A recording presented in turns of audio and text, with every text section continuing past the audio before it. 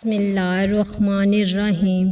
کیا آپ جانتے ہیں کہ نبی کریم صلی اللہ علیہ وآلہ وسلم نے کن عورتوں کو جنت کی خوشخبری دی؟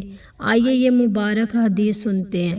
حضرت ابو امامہ رضی اللہ تعالیٰ عنہ سے روایت ہے کہ ایک خاتون نبی صلی اللہ علیہ وآلہ وسلم کی خدمت میں حاضر ہوئی۔ اس کے ساتھ اس کے 2 بچے بھی تھے۔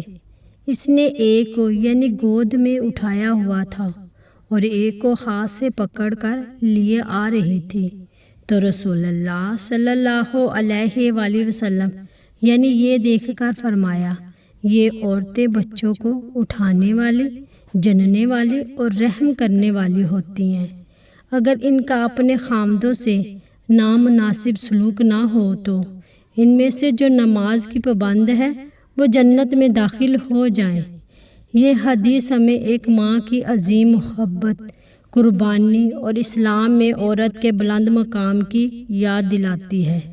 ایک ماں اپنی اولاد کے لیے بے شمار تکلیفیں برداشت کرتی ہے، انہیں اپنی گود میں اٹھاتی ہے، ان کی پرورش کرتی ہے اور ہر حال میں ان پر شفقت کرتی ہے۔ رسول اللہ صلی اللہ علیہ وآلہ وسلم نے ان عظیم صفات کی قدر کرتے ہوئے یہ خوشخبری سنائی کہ اگر عورت اللہ تعالیٰ کے احکامات خصوصاً نماز کی پابندی کرے اور اپنے شوہر کے ساتھ حسن سلوک اور اچھا رویہ اختیار کرے تو اس کے لیے جنت کی بشارت ہے، اور اسلام عورت کی قربانیوں کو نظر انداز نہیں کرتا بلکہ اس کی عزت، محبت اور نیکی کو جنت جیسی عظیم کامیابی سے جوڑتا ہے۔